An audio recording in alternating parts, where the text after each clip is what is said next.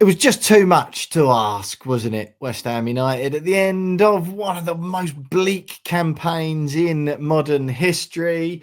Just one little bit of joy and happiness. 3 points and a win against our most hated rivals, Tottenham Hotspur, or our most hated Premier League rivals, at least. That's all we wanted, even in a game where it couldn't have mattered less to them or apparently to us, to be fair.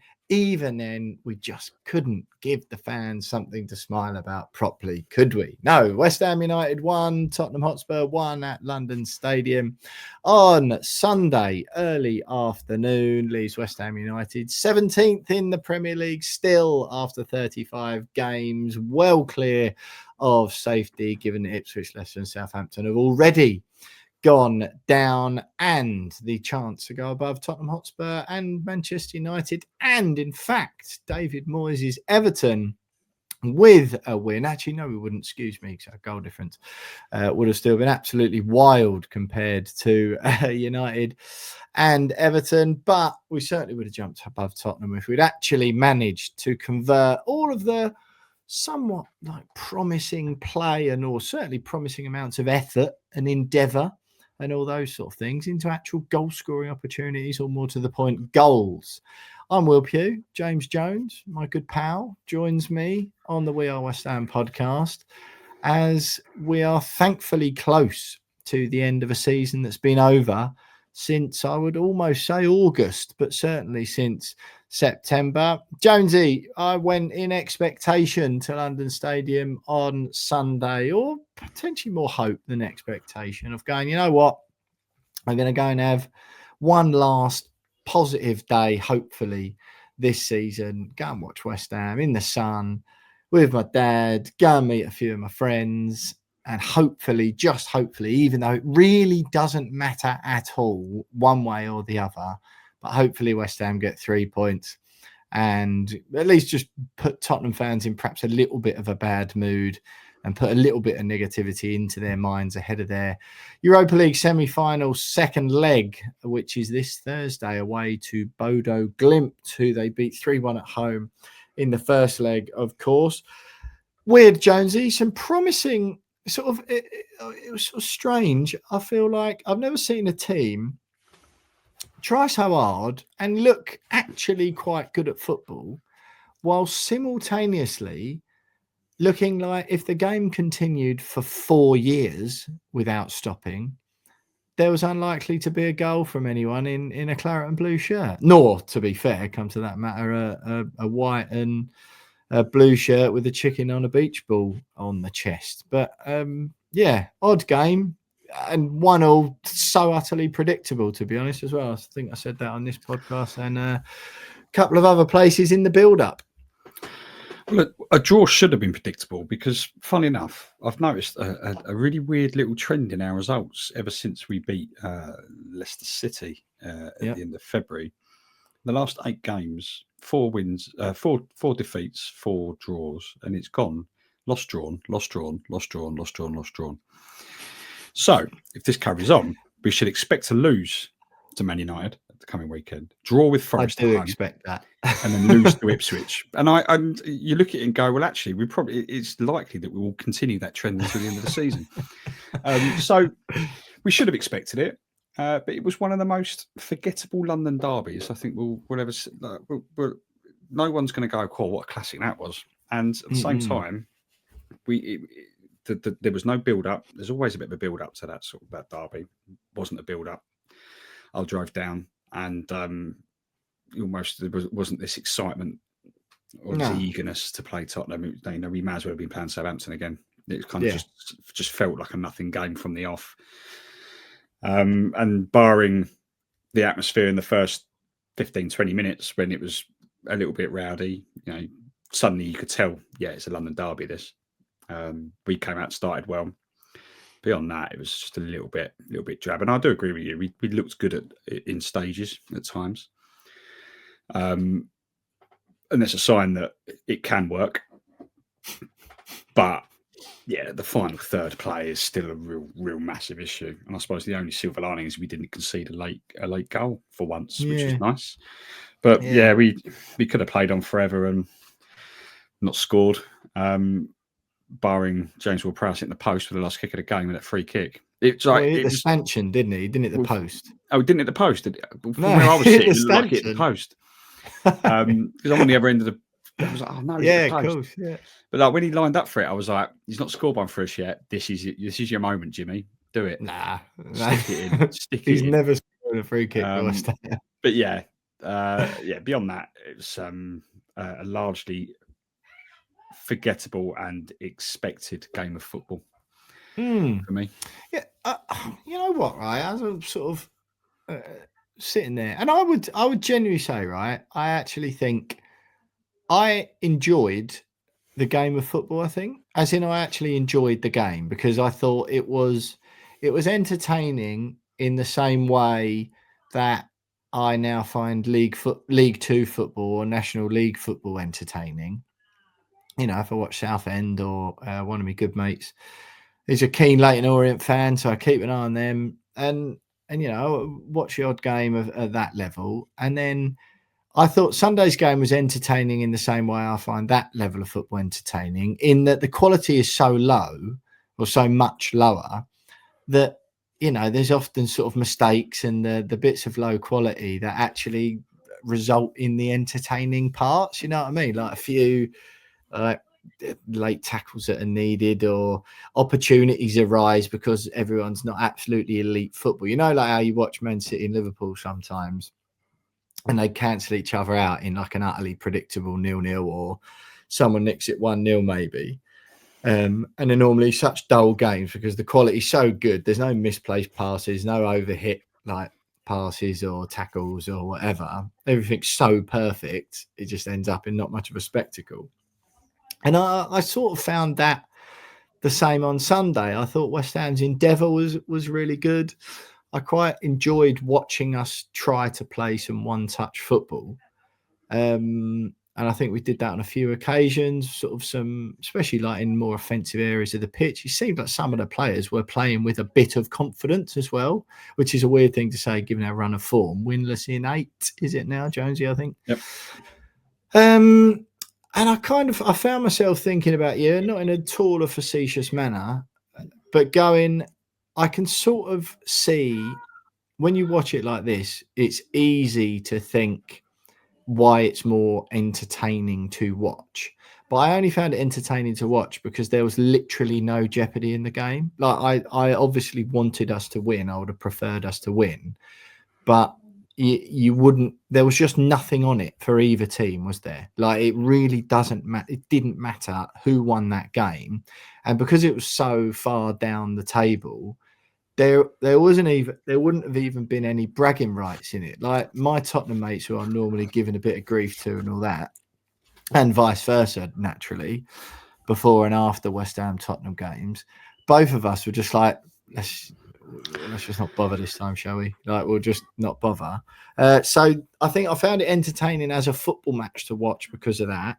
But the only thing that still concerns me, and I could also understand why your points you've made in recent weeks on the podcast about, you know, you can see something happening. I get that. I get that something is different, but I really am struggling to see how it's going to be effective enough to actually win us some games and get us, you know, winning games again. Because, all right, most fans might have, I don't think many fans have excused it this season. They don't want Potter out because they realise he come in midway through the season. But I don't know.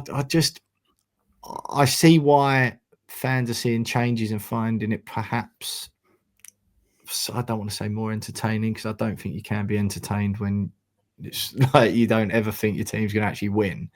But you know what I'm saying? And I just sort of left with sort of the same doubts about its effectiveness and how much it can, because we're so far off it as far as looking like we're going to win a game of football. I just worry. I just sort of, it was sort of smacked me in the face how far on the effectiveness side of things we need to go over the summer for next season to be a half decent one, which then sort of leaves me going, next season at best is going to be, you know, 11th, 12th, 13th again. Do you know what I mean? Yeah, well, I mean, to your original point, I mean, it says it all. We were saying this at half time. It says it all that Newcastle v Brighton was picked on TV over West Ham v Tottenham. It was only Sunday because of Tottenham's European game, wasn't it? Yeah, like we used to have in the Europa League. Yeah, but it would have been picked for TV if there was just a little bit more riding on it. If we were a little bit higher up the table, anyone both of us. cared. Yeah.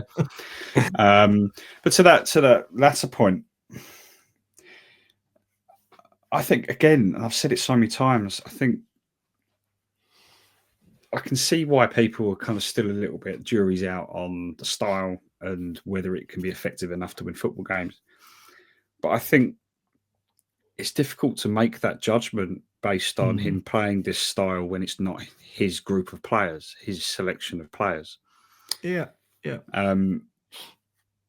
If, you know, and we're expecting a little bit of a squad overhaul in the summer, lots of ins, lots of outs, that's when 3 months into next season, that's when we see whether it's effective enough. Yeah, do you think as soon as that? Yeah. Well, I mean, we're already seeing signs that, we're seeing signs that it can work. But I think with this group of players, which largely has been for the last 4 years been drilled into a completely opposite style of football, and then under two different managers been asked to change to two different styles, the first of which they didn't really understand what it was. You did. And I think that's kind of that's the sticking point at the moment, is that this isn't a group of players that are used to playing this style, or perhaps even some of them are capable of playing this style. So it needs a squad overhaul, and whether it's not going to just take one summer, but we should start seeing more improvements once he gets a bunch of his players through the door and embedded into the squad and into the system, and a few players out the squad. And then we can really then start making a little bit of judgment on it. But again, I don't think it's going to take one summer to do it. It's going to take a couple, at least. That's why I'm kind of quite willing to be patient at this stage. Just go, look, the rest of the season's a dead rubber. You know, if they called it off now, I wouldn't care. No one would care. The players would probably be buzzing an early holiday, and it's just like it doesn't matter. So really, at the same time, the results don't really matter. Like if we finish 17th, like I don't really care anymore. No. But there's no pride in finishing above Tottenham and Man United this season, is there? No. I mean, all you can say is that if that's the case and they both make the Europa League final, you can say, we finished above one of the Europa League finalists. Yeah. Hey, yes. Yeah. Oh, they won a trophy. So, what did we do? Exactly. So, yeah, I don't know. I'm not out there going, I'm not happy about this. This is terrible. Graham Potter out, or he's not the right man. It's clear he's not the right man. He's not won in 8 games. Like, I'm still like, well, it's not his team. It's not his squad, and he's trying to play a style of football that this squad is not used to playing. And you know, until he has his own squad that is used to playing this style and is capable of playing this style, then you can't really judge him on it, I don't think.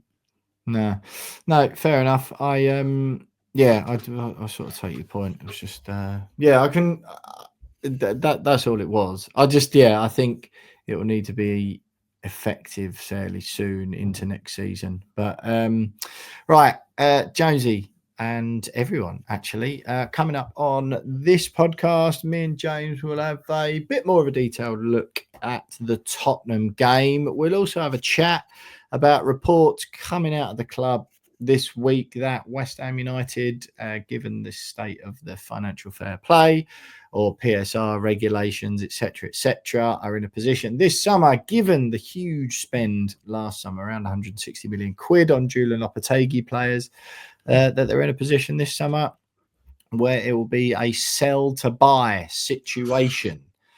So me and James will have a chat about that and what that means, particularly as Jean-Claire Todibo, who I thought had a very good game against Tottenham. Jonesy, we've triggered the deal to make his transfer permanent, of course. So we're having a little bit more of a chat about that, what it all means going forward. And anything else that comes up, we'll do some messages as well, and then see where we stand from there. Don't forget to follow We Are West Ham Podcast on all your social platforms. It's at @WeAre_West Ham on Twitter, We Are West Ham Pod on Instagram. Search We Are West Ham Podcast on YouTube and subscribe to the channel. And of course, if you want these podcasts a day before everyone else and you want ad-free listening, you can sign up for a very small amount of money every month at patreon.com/We Are West Ham Podcast. Those, like I say, 2 podcasts a week, the normal reaction view and the opposition view. You get those a day before everyone else, plus with no adverts on them, just for a couple of quid. So if you fancy that, it's patreon.com/We Are West Ham Podcast. James, stay with us. All of that coming up next. Such a weird game. Both sides really poor. When will this season end? Absolute bore fest at home again. Hard to conjure a comment past thank you, Jared Bowen. We were a little better than Tottenham while both not being good. But we did deserve a 1-0. Anyone else at the stage with Paqueta where it doesn't matter anymore if he goes, is sold, banned, or signs a new deal? It was so poor from both sides. I can't remember a less exciting game against Spurs with less atmosphere or edge to it. Those are just some of the comments, James, from our patrons on the We Are West Ham podcast community chat on patreon.com/We Are West Ham Podcast. Hard to argue with any of those, really, Jonesy. Who we had there from those are Jim, Paul, Michael Wood, JDD, a couple of the others coming in there. So hello to everyone. Thanks for getting involved. Hard to really argue with any of those, James. Is there anything that you were sort of, particularly want to take umbrage with, or you like the sound of? I know it wasn't great. I think we were better, or we were the least bad. Yeah, I don't. There's a guy behind me. I heard him say to his mate, "Oh, I'm so bored, so bored." And where I'm like, mate, like, go home. It's not go home then. Like, it's not that bad. And the atmosphere-wise, like, I thought before they took the lead massively against the run of play. Yeah, totally. I thought the atmosphere was pretty good. We were singing "Stand Up If You Hate Tottenham," and Tottenham fans were also standing up. So there's a little bit. They also agree, and I'm not surprised given the season they've had as well. And then, then they score, and then they're singing to us 1-0 in the cup final. And I'm thinking, yeah, well, at least we win our cup finals. Yeah. So don't say that, mate. But I've got nothing to complain about really for it. I just don't know.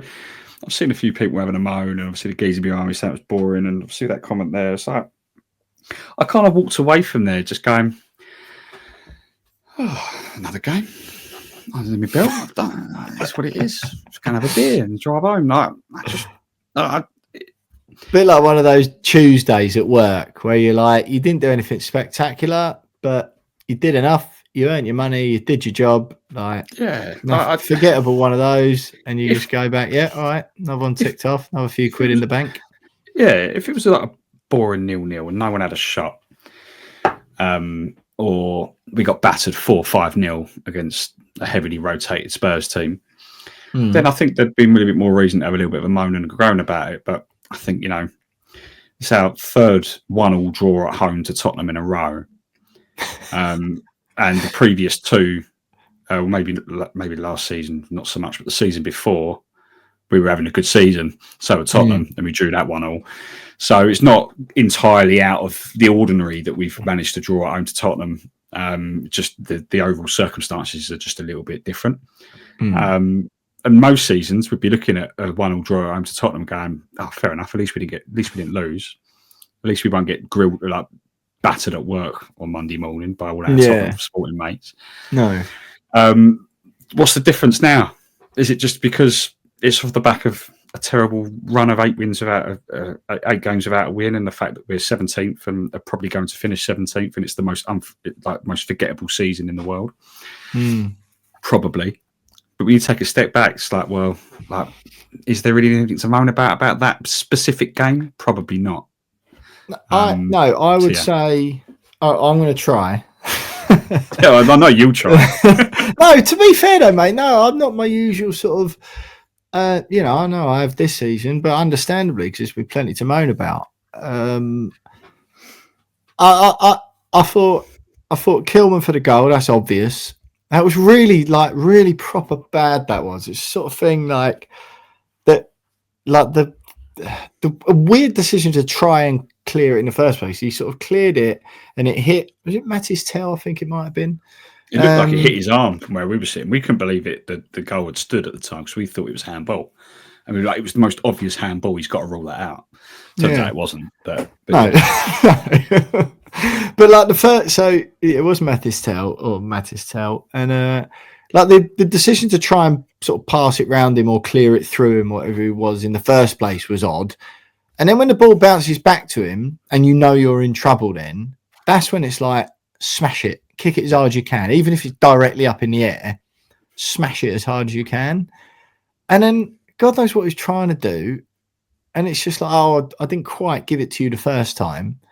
And it just looked like proper one of them. Like I've seen that so many times, like in the like Sunday league football that I've played in the past. You know what I mean? Where like someone's like had 10 pints the night before, and they're playing at right back because your normal, like they can't really play anywhere else, and the normal right back's like missing or whatever. And it's just one of those where you're clearly off balance, but the ball is still under your control, like it's still within your ability to boot it and get rid of it and like kill the danger when you're under pressure.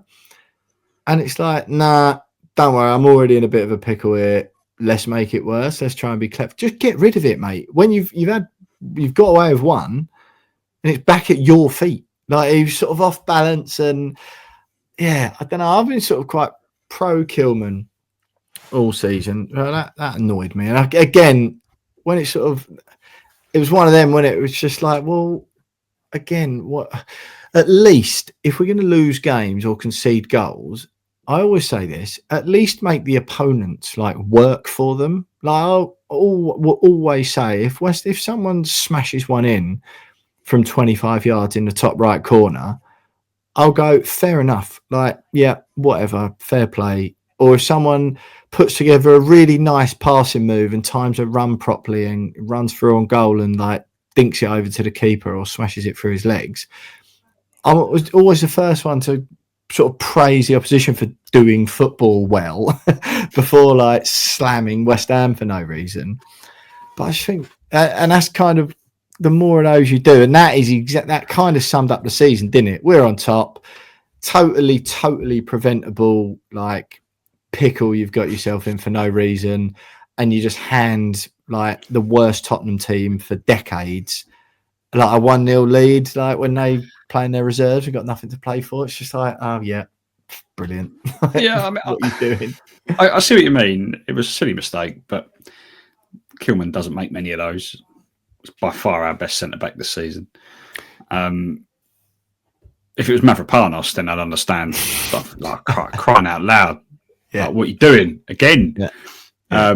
But it wasn't him. It was Kilman, who's largely been as solid as you can be in a defence that hasn't really known what to do for most of the season.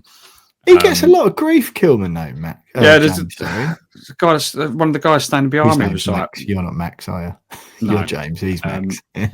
One of the guys behind me wasn't the one. Same bloke. No, I don't need to say. I think maybe it was his mate this time. It's just I could sack Kilman off the summer. Rubbish, waste of money. And I'm like, sorry, mate. Are we watching the?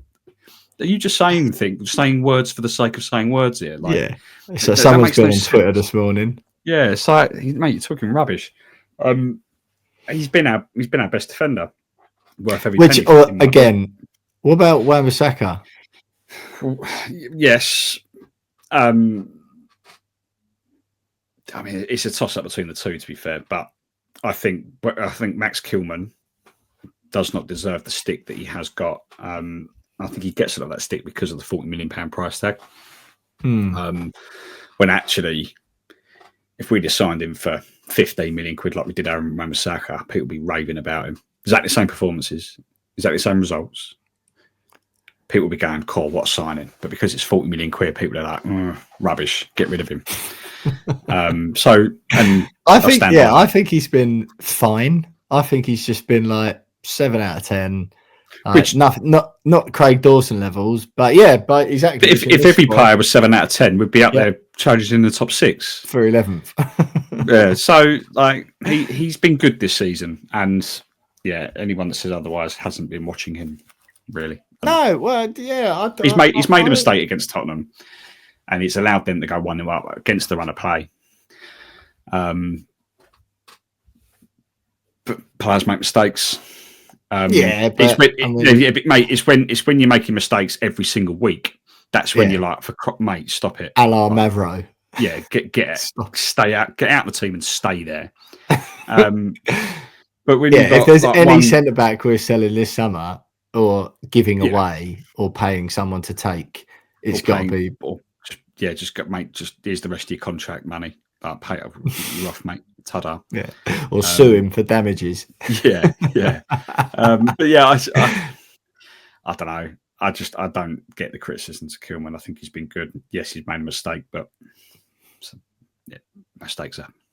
Yeah, fair enough. No, that one was poor. It annoyed me particularly. I did think it was sort of. I don't necessarily like this, but I did chuckle when everyone booed Mavropanos on. Mate, I don't like it. I hate it so much. It really, really frustrates me. It's like the guy's like he's trying his best. His best isn't good enough, but he's trying his best. Bless him. Like you can't. It wasn't necessarily. I didn't feel it was proper vicious or vitriolic towards him, and it weren't universal boos. It was more just like. And it was just funny, like an audible groan that everyone in the stadium like made the same noise. It weren't even a boo as such. It was more just everyone going, "Ah!" Yeah, and like towards the decision as much as the player or whatever. But I think there's a difference with him though. You know, because the terminology you just used then. I do think it's funny, by the way, that we're finding time on the podcast to give a player a significant amount of stick when he played all of 12 minutes in the weekend's games and weren't even on when we conceded the only goal. But I think the terminology you just used there about trying his best, I slightly disagree with that in as much as I think that is true about Antonio, where before the injury, obviously, where he was doing his best. He couldn't fault any of the effort, but his best wasn't good enough anymore. His best wasn't at the level that West Ham wanted to be as a Premier League club. I also think, on that note, Fulkrug I thought was really good at the weekend. Yes. And I hope that we stick with him and we see a bit more of him and the injury problems go and he gets a proper pre-season, blah blah blah. Because I'd like to see a bit more of him playing for West Ham next season. But the Mavropanos thing, I'm not necessarily sure it is trying his best. I'm like, just concentrate, mate. Just concentrate for the full game. You're a Premier League football player.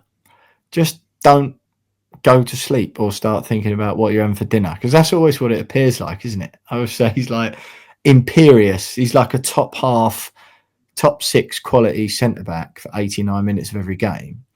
But I mean, maybe that's the trick for Graham Potter. He's just like knows that the chances are the like brain sort of malfunction that he seems to have every game, as long as that he brings him on 12 minutes before the end, the chance of him having that in those last 12 minutes is fairly slim. Maybe he should just tell Mavropanos before he goes on the pitch, this is what you're having for dinner tonight, Dina. Like, you're having that for dinner. You don't need to think about it. Yeah. Gyros and souvlaki, mate. Yeah. That's what you're having. Now go on the pitch and just think about the football. Yeah. For the next covered for you. No. That's a good. I've got a promotion, 10% off Uber Eats. I've sorted it. It's scheduled. I did a scheduled order. It'll be at yours for 7:30, just before you get in from the game. No don't worry, there is 50 grams of protein in it, so that's all sorted as well. Yeah. You're okay. I've had a word with the nutritionist. He's checked it. He's happy. Like, we're happy. So it's low in saturated fats. You haven't got to worry about that. We've sorted your missus out as well. We've given her a ring. She's having the chicken Caesar salad. She said she had a bit of a bad week. She's eating a bit too much, so she's watching. We've sorted her out. don't worry, kids are done, dog's sorted, we're fine. All right, just if you can, just because this is what we pay you to do, mate. So if you just focus on this and like focus on defending and like kicking the ball away and not letting the other team score. cut to the ball like get rolling under Marapanos's foot to the opposition striker. He's wondering what sauces you ordered with him as well. I didn't mention the sauces. Yeah. I didn't say anything about Suzuki's terrible salad. Shit. Oh dear. So that did annoy me. What about Lucas Paqueta, James, and the very sort of peculiar display? First of all, obviously the story being that he was in tears after being shown a yellow card. So just to sort of, in case anyone didn't see it, you included, James, you didn't quite see the extent of it at the time, but so in case anyone's missed it, Mikey Moore, I think it was, for Tottenham, the Tottenham sub who come off the bench, who annoyingly quite a few of my colleagues say I look like, which is one of the more unflattering comparisons I think he looks a bit like George Urphy. He came over to take a call and I was like, is that George Urphy? No, it's not George Urphy. No, it's Mikey Moore. So he comes on, gets the ball. Tottenham are on a quick break. He sweeps it past Paqueta on around the halfway line. Lucas Paqueta slides in. And from where I was sat, what looked like the most cast iron yellow card I've ever seen in my whole entire life. And now I haven't seen a replay which may suggest that there wasn't any contact. Like, I don't know if that's a thing, so I can't give Paqueta too much grief. But there may be a replay that shows that he didn't touch him. From where I was sat, it looked like the most cast iron yellow you've ever seen. He slides in, no one near the ball. Moore goes down, seemingly over his, like, trips over his leg or whatever. Cast iron yellow. The yellow card's awarded. Paqueta just has a bit of a meltdown, and images that we've obviously seen later show he was actually in tears. And the referee was calling him over to have a chat after, because he was remonstrating loads after the initial yellow. The referee's called him over, presumably to say, listen, mate, I've booked you for the challenge. Don't make me give you a second one for dissent as well. And as he's calling him over, Paqueta like refused to go. He just like stood stock still, quite like sort of petulant child sort of energy, really.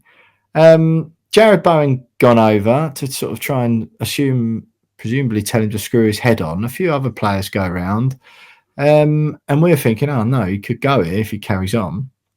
Eventually, the ref has a word of him. He carries on, and then he got upset again.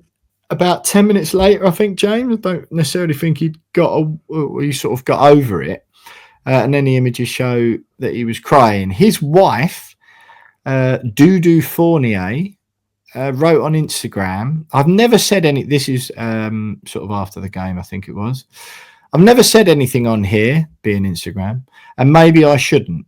But my husband has a posture and strength that I admire, and that impresses me. We've been living this nightmare for 2 years, and he's always been strong. He's always had it in his head that he would only defend himself at the right time and place. There is nothing against him. Has anyone ever noticed that? Anyway, God knows everything, and only God knows why we're going through this. And only because of God are we well and living happily as a family. I just wish people would respect him. People are mean and unfair without knowing anything.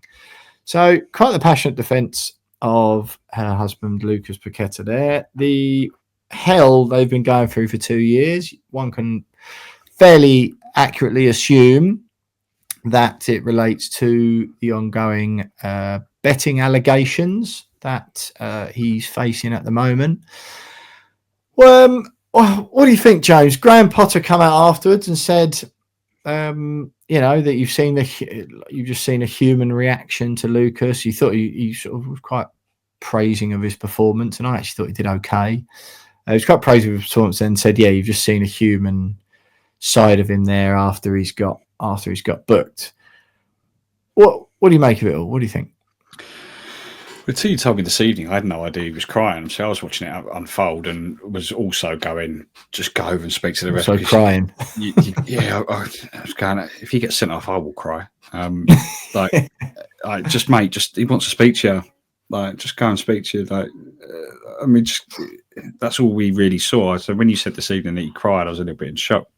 He's like what a couple of sort of teary sort of thing. I don't mean, he was full blown sobs, but you know what I mean. Yeah, I don't know. Maybe it was just a lot of things just built up and let go in that moment. I don't know. Graham Potter is probably right. His missus is also right. I mean, what they're going through, and you know what the consequences that are hanging over his head if he is found guilty, are quite severe. So yeah, maybe it is just everything going on, knowing that this month we will find out what the result of that case is. Maybe it just got a bit much for him. I don't know. It's a difficult one. It's a difficult one, but you don't want to see players crying. Obviously, you don't. But no, maybe it is just a lot of stress. He clearly, given the way that his wife has explained all of that on Instagram, clearly it's not just stress on him; it's bringing stress upon his family as well. So yeah, hopefully, obviously, it's all right in the end, but you don't want to see it really. No, not that you'd want to. Just it would be peculiar. But he hasn't been the same player, frankly, has he? Since it's all been going on, he's just been a shadow of his former self. And I'm not saying that isn't understandable, but it's observably true, isn't it? That he hasn't been, the Lucas Paqueta that we saw in the earlier stages of his career. Not a single assist from him this season in any competition. He scored, I think, 3 or 4 goals, but yeah, not a single assist. And I think that says it all. Just not the player that we've been so used to seeing over the last couple of seasons. Him and Mohamed Kudus got a wager on, do you think, for who can get the least goal contributions, despite being one of our supposedly most dangerous attacking midfield players? Yeah, probably. Yeah. Kudus, actually, and he kind of summed up, I think, the whole game for me, right? And it's so classic, like him and Jared Bowen again. He summed up the whole game for me, where he's clearly, right, he's 9 out of 10 at holding the ball up, at getting out of tight spaces, at carrying the ball, at dribbling. But there was so many times on Sunday where it just never comes to anything. And I can't really figure out what it is. He's so much better on the ball and with the ball than Said Benrahma ever was, who, some sections of the fan base thought was the second coming of Dimitri Payet for some bizarre reason. And I just think with Kudus, he just summed the entire game up. He every time he sort of was involved in a duel or he got us out of tight spaces a lot and carried the ball really well and all that. And you're just like, yeah, that's so impressively good, all of those attributes and things you're doing there. It never, ever, ever seems to come to anything or came to anything. And anytime he gets the ball and does any of those things, I'm kind of just I'm not great, you've done that. Brilliant, we've got out of that tight spot in midfield. And then I'm just shrugging because I'm like, well, he's not going anywhere. He's just going to run himself into some sort of more trouble a bit further up the pitch, or the pass he plays never seems to, he never seems to be sort of on the verge of like a pre-assist either, does he? And perhaps he's suffering because Paqueta's not doing so well. And when Kudus picks the ball up, be it centrally or out wide, that Paqueta's arguably most of the time the pass he's got. Fulkrug, I noticed, got frustrated. It appeared a couple of times with Kudus where he'd made runs or he was in decent space. And I find him a really he's a really odd player, a bizarre player to watch for someone who's clearly so talented and can clearly do some things that no other player on the pitch can do, be it West Ham or the opposition.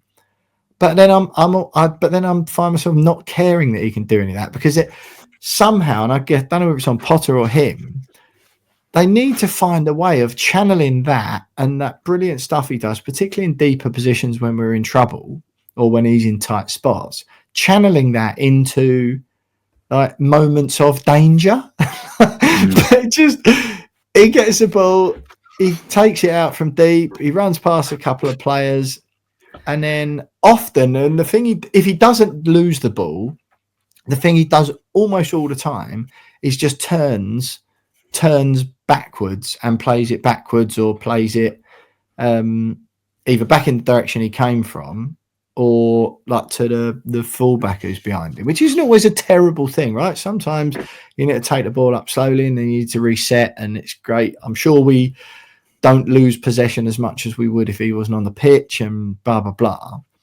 But I just sort of think, well, like, ultimately you're supposed to be an attacking either number 10 or a winger, like, and the goal contributions, the goal returns this season is just not good enough. Yeah, I think a lot of this season, I think we spoken about it earlier this season. I think a lot of it is confidence with him. He's massively a confidence player. I think one of his biggest flaws, for all of the good that he can do, and we know that he can do, and we've seen him do, one of his biggest flaws is that he doesn't know when to stop. Yeah. And by that I mean he takes way too many touches than he needs to. Yeah.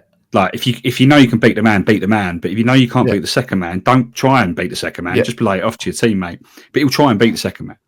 He's like that. Remember that scene in Forrest Gump, Jonesy, when he's playing American football, and he gets the ball and he runs into the touchdown zone, and then he just keeps on running through the band and out the stadium, and eventually the crowd need to get the cardboard bits of paper that show "Go Forrest," and then they flip them over and it reads out "Stop" when he gets in the end zone. That's what perhaps we should all do that.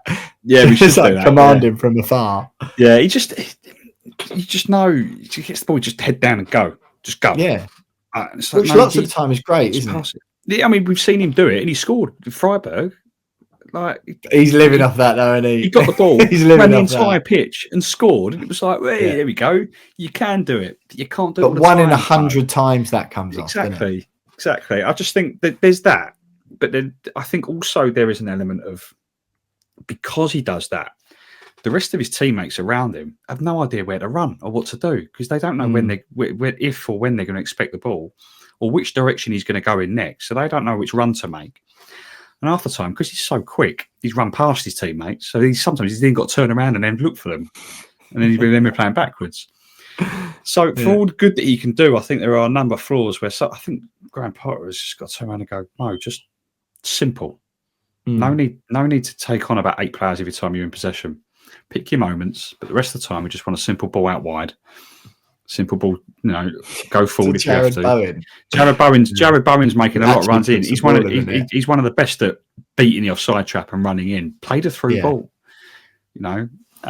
Look up. Just look up. You'll see there's a massive football pitch in front of you, Mo. And there are teammates with you. Pass them the ball. But I mean, we know how good he is. You've said it. Like, we know how good he can be. But I think he tries too hard to be the man, because he knows that he can be the man. But I think he would be far better if he just stopped. Stop doing whatever it is he's doing.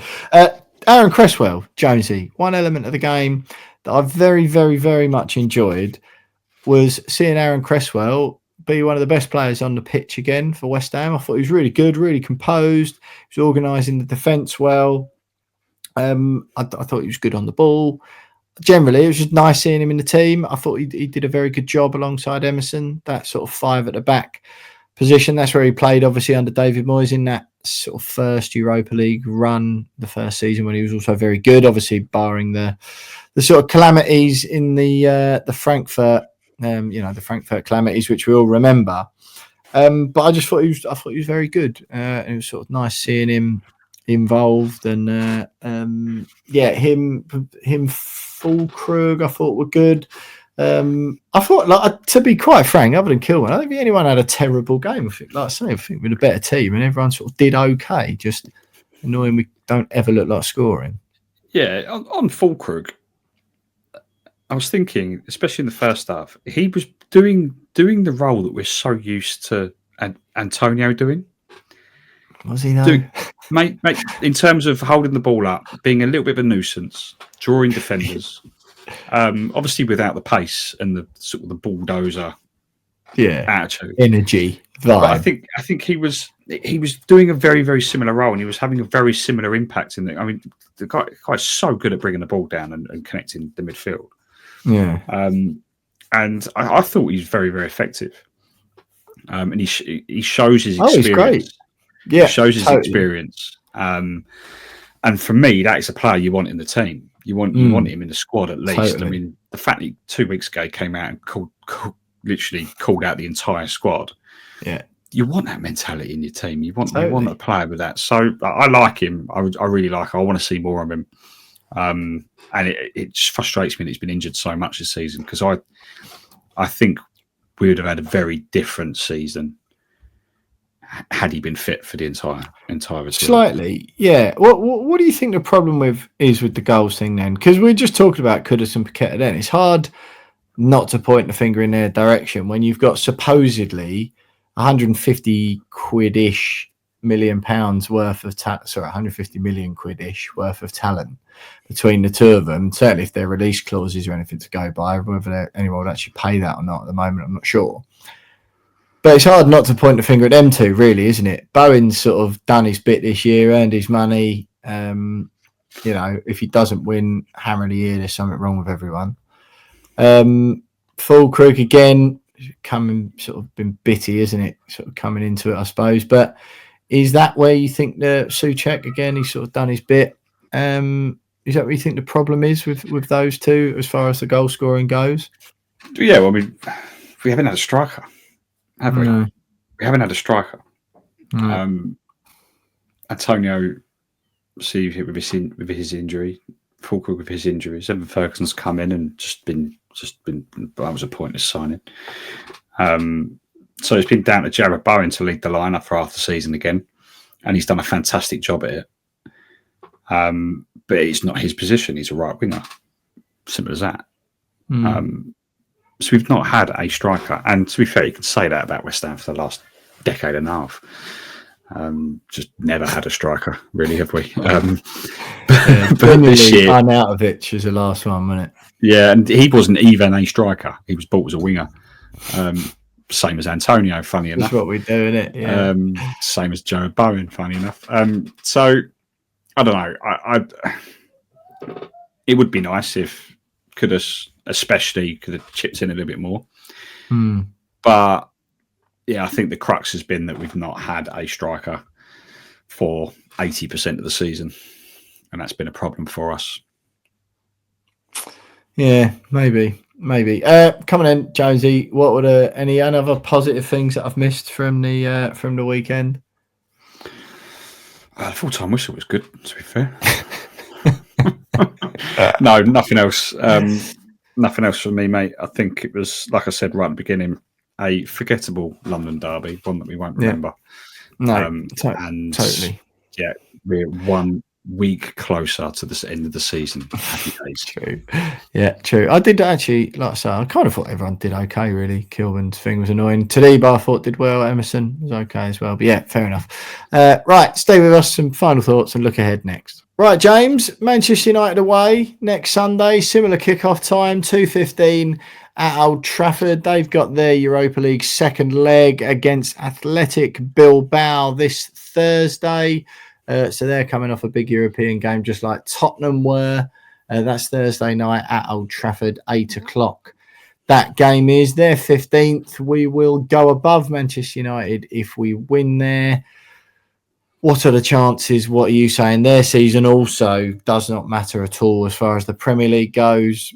It looks like, given that they're 3-0 up from the first leg, that their full focus will be on the Europa League final, probably at that stage. But that's not till May the 21st, I don't think. So still, 10 days, I think it is after. 10 days after our game against them. They've also got Chelsea away, Aston Villa at home in the Premier League to come, as well as that game against us. How do you see that one going? Well, like I said right at the very beginning, the current sequence of results means that we are going to lose this game because we drew the last one. But if I want them to get to the final, because I think even though there's 10 days, Ruben Amorim rests the majority of those players for a game against us if they make the final. He's going to want a fully fit and fresh squad, because for all the stick that he's had since he arrived at Man United and the struggles that he's had, he's going to want to end the season with a little bit of silverware to kind of go, yeah, have that. And I think he'd be far more desperate to win it than Ange Postecoglou at Tottenham, if I'm honest. So yeah, I think we've got a chance, but I don't think we will go there and win. We don't have a very good record at Old Trafford, if I'm quite honest with you. And even if they rest players, I still don't think we're going to have enough for them. And, Tottenham rested, they made 8 changes, didn't they? And we struggled. Yeah. And I think on paper, Man United are a better team than Tottenham, fully at full strength. So, well, you better hope so. If they both get to the final. I'm not 100%. Because mate, if I'm honest, I can't. I find it very, very hard to picture a world in which Tottenham win anything, let alone a European trophy. Yeah. But what's really great in me at the moment is that if they do win it, it means Ange Postecoglou will have been proven right when he said earlier this season, I always win a trophy in my second season. Yeah. When he said that, I was like, I cannot wait for you to not win something in your second season and then end that second season with the sack. Because it would be funny that you can't just come out and say that sort of stuff and then not back it up. Yeah. So basically, don't want him to back it up. Yeah, I mean, I get battered in the semi-final. I think Bodo Glimt scoring that goal leaves the door open a little bit. Mate, if they score first 20, if they score first 20 mins, that is bums are going, aren't they? Yeah, 100%. So yeah, I still have a little bit of faith that Bodo Glimt will see it out and get the job done. But yeah, I really hope Man United do the job of the final if it is a Man United Spurs game. I don't really want to think about it, mate, if I'm honest. No, quite. I mean, I was sort of thinking the other night, it might be worth £1 on a Bodo Glimt Athletic Bilbao final, just for the absolute. That'd be fun, wouldn't it? That'd be so fun. Just imagine.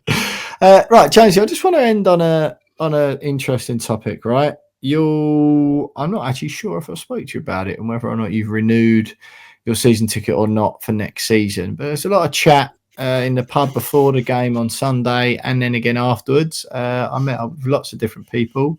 I was doing my level best to meet up with you, mate, but I ended up hanging out with your brother, a couple of his mates. But the actual James Jones that the people want to meet, absolutely no. I was there, I promise. I was there.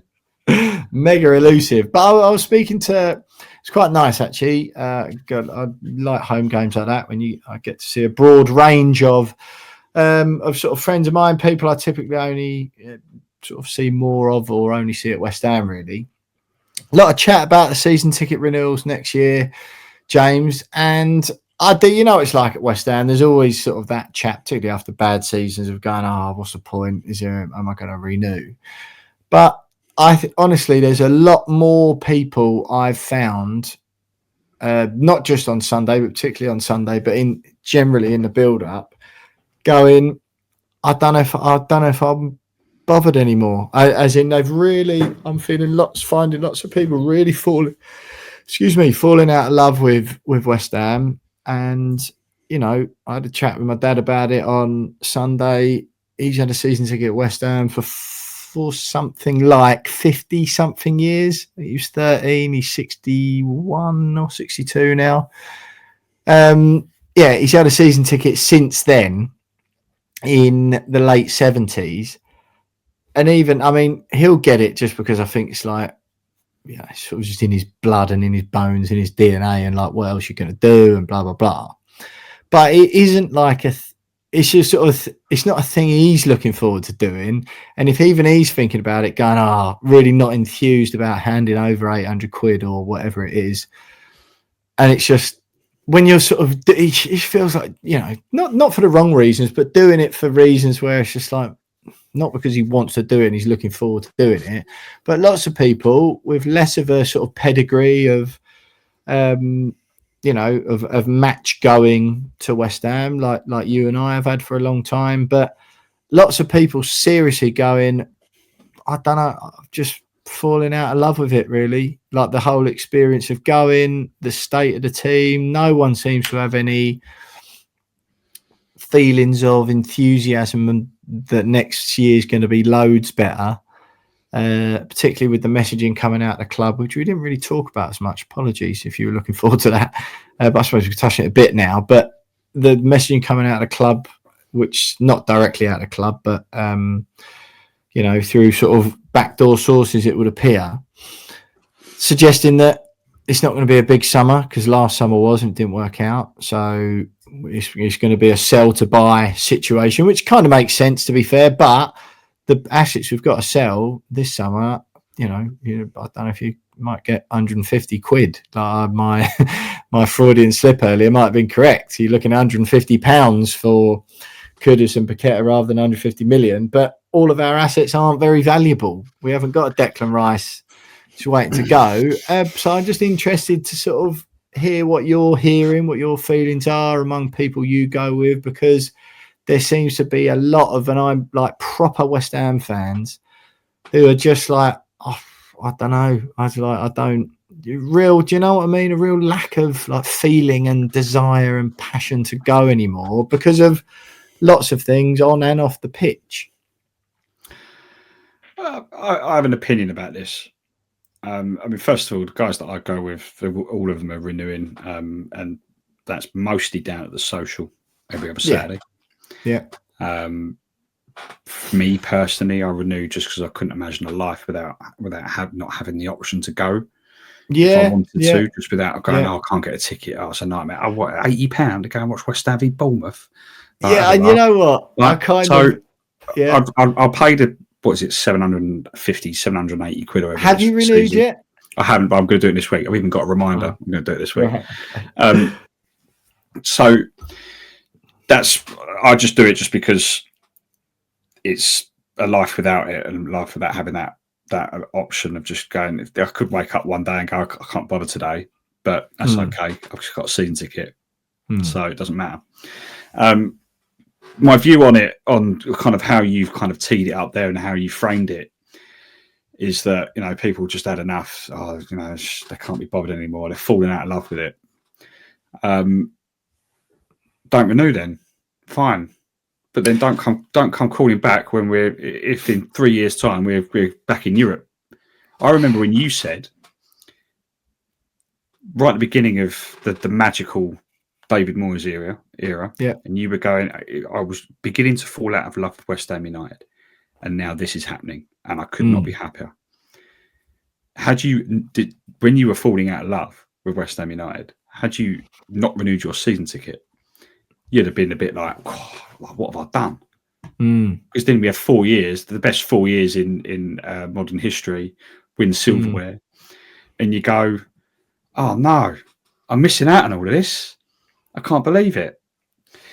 So it's like you got a season ticket, and unless it's got to the point where you just physically you can't afford it, money's tight now, because it is for a lot of people, especially in this day and age. Then you go, you have to make a decision, and that's 100% fair enough. But if you can afford to renew, if you're fortunate enough to be able to be in a position to be able to afford to renew your season ticket year in, year out, then I don't see any reason why you wouldn't do it, because of what we've just been through.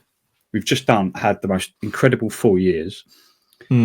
If you just decide after this season, because it's been atrocious, well, I've had enough now. This is not what I want. I've had enough. And you decide not to, and then suddenly Graham Potter next year goes on a mad one and gets us back in the top 6. You're going, what have I done? What have I done? Because now I'm on a waiting list. No one knows how long that waiting list is. Apparently it's 50,000. Probably not true. Is it hell? But no way. Suddenly you're on a waiting list, and you know it's just I don't get it. If you can afford it, and you've got one, just renew, because you don't know what's around the corner. You don't know what's around the corner. I agree. And if I'm honest, right, think about all of the seasons that that thought process you've explained there, right? Who knows, what if, blah blah blah. The amount of seasons, that's been the reason that I renewed, particularly after crap campaigns and like this one where you can't see it getting any better. And I think that's the thing. I honestly can't. If we get top half next season, I'll eat my hat.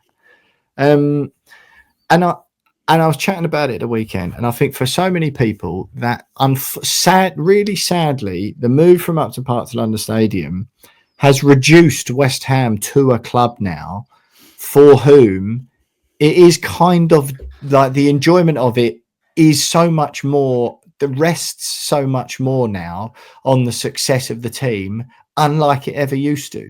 Do you know what I mean? And I know you're bored of talking about the move, but that's what I think it is, where it's like, at least when at Upton Park, when West Ham were rubbish, which they were most of the time, you felt more, there were other areas of value that you got because you went into the Queen's or the bowling or any of the pubs around Green Street that like your dads and mums and granddads and grandmas have been going to for 50 odd years. You were sitting in the East Stand, which had been standing, which had a reputation of its own, the famous chicken run that generations of the great and good of football spoke about how intimidating it was playing in front of it. Julian Dix has kicked people into, in opposition opponents into the lower tier. Ray Stewart's done the same thing. Sebastian Schemmel, not quite the same, to be fair, because the stand was a bit further away when he was playing. But you know, there was the story, the history. It was the same pitch that Bobby Moore and Jeff Hurst and Billy Bonds and Paolo Di Canio and all of those players had played on and done all that. And there was just so much more to it. So when West Ham were rubbish, there was so much more value elsewhere. And now we rock up to the shopping centre and the scaffolding arena, and the food's awful and overpriced and blah blah blah. All the things that people go on about, and the atmosphere as well that we've spoke about already. Now West Ham, the enjoyment of going to West Ham anymore is just reduced to whether they're good or not, and I think that's sad. Or like you said, it's whether they're good or not, and whether you go and meet your mates for a social, which is great, and I love that part of it. And me and my dad were saying, especially when we were waiting for you to rock up on Sunday, we were going, because your brother was there, we're having a bit of a laugh. We're going, if James gets here, should we bother with the game? And it was also the game was like, is the bit that gets in the way of the bit everyone enjoys, like having to go and queue up at the security queues to get in the stadium. And I felt awkward again doing the stand up if you hate Tottenham thing in the particular bit I was in, because no one else is stand up. I'm like, come on, everyone hates Tottenham. The whole stadium would do this normally. Even the Tottenham fans are standing up. Come exactly. On. Yeah. So I just, it for so many people, and I'm saying, it is one of those things where I've had mine for 22 years now, I think, by the year I lived out of the country. I'll renew, obviously, but 24 years, sorry. Obviously I'll renew, but for lots of people it is that where it is just reduced to whether West Ham are good or not. That's all that you really enjoy about it, and because they're unlikely to next season, it's more of a do I renew or not? Yeah, I get it. I understand all of that. I think also the point I want to make is that going to the atmosphere and all this moan about tourists. If you don't renew, that whole situation that makes you mad gets worse. Yeah. The more and more West Ham fans that decide that they no longer want to go to the games means that stadium is just going to become worse and worse and worse, to the point where it's going to be exactly what you think it is. I don't think it's that bad, if I'm quite honest with you. But it will get that bad if West Ham fans just start throwing in the towel after one bad season. It's not just one, is it? To be fair, no, one bad. I mean, people weren't questioning whether they're going to renew the season before, or the season before that when we won a trophy, or the season before that when we finished 7th, or the season before that when we finished 6th. Like, let's have it right. That's sort of my point. I think is like, that we've had the move has eroded a bit of that sense of loyalty. Do you know what I mean? Potentially, but beyond how good we are. But people, like, if we're going to use the stadium as that, and people moan about the stadium, we talk about so much. Oh, the atmosphere, too many tourists, this, that, and the other. It's in the middle of a shopping centre. Got to walk miles. Like, these are all important factors, though, James. Yes, they are to an extent, but then you moan about it, and then you go, "I'm not going to go anymore," and then all the things that you've moaned about are just going to get worse to the point where if we suddenly become good again, and you want to go back, you're going to be like, "Oh, this place is even worse than I remember it." Yeah, it's because you left. It's because you left. Like, so you're saying those thinking about not renewing have got a moral duty to their fellow proper West Ham fans? No. I'm sort of. I don't think it is a moral duty. I mean, you can do what you want. I think that, but the byproduct of that is essentially going to strengthen the issues you already have with the football club. That's kind of where I'm going with this. Is that, you know, you want it to be. We've only been there 9 years, which is our 9th season. Like, barely any memories have been made there. Upton Park was Upton Park because it was around for 115 years or whatever it was. Yep. Right. So if you're expecting the same thing at a brand new stadium, whether that stadium is built on scaffolding or built on anything else, it doesn't matter. It's irrelevant. The fact is, we've only had 9 years of memories there, and most of those memories have been terrible. Right. So give it a chance. You've got to give it a chance. 9 years is nothing, really. You've got to give it a chance. People are giving it a chance, though, haven't they? Like, 9 years is a long time. People aren't giving it a chance. They're finding any reason to have a moan. They're moaning about the popcorn being sold. They're moaning about the scaffolding. They're moaning about they've got to walk 10,000 steps to get back to the station. It's good for you walking. It's good. They're moaning about everything. And I understand a lot of frustrations. I will go back to Upton Park tomorrow if I could, but I can't. So I don't see that. I just find the whole moaning about it just a futile experience. Just like, yes, we can go. This is actually rubbish compared to Upton Park. Of course it is. Of course it is. It's never going to compare. And I can't believe we've got back onto this subject again. But it goes back to the original point. Yes, the football's rubbish. I said this 9 years ago when we were probably looking like we were going to go down 2 years after moving in, going. Well, of course, everyone's unhappy because we're not winning football matches at the stadium. But when we start winning football matches, no one will moan about the stadium. What happened? We started winning football matches. We won a trophy, and no one complained for 4 years. But West Ham haven't always been like that, have they? That's what I'm saying. You've hit the nail on the head. That's my point. Is that we're reduced now to this club, who all of our other things of character and things of value have just vanished, and. You know, all the fan culture and stuff, like everything's All I'm saying is I'm bored of the stadium always being brought up as a reason why people no longer want to go again. Like, yes, it's not as good as Upton Park. We know it's not. Everyone knows it's not. But so, in short, James Jones, no time whatsoever for those considering not renewing for anything other than financial reasons. People can make their own decision, but that's my view on it. Is that if you can't be bothered to renew, and your reason behind that is, it's because I'm sick and tired. I don't enjoy it anymore. I don't enjoy going. But in 18 months ago, you couldn't wait to get down there because we were playing, or 2 years ago we were playing. No, even last season, playing Leverkusen in the quarterfinal of the Europa League. Well, people are still moaning, yeah. Hoping to beat them, the first team to beat them, and almost doing that.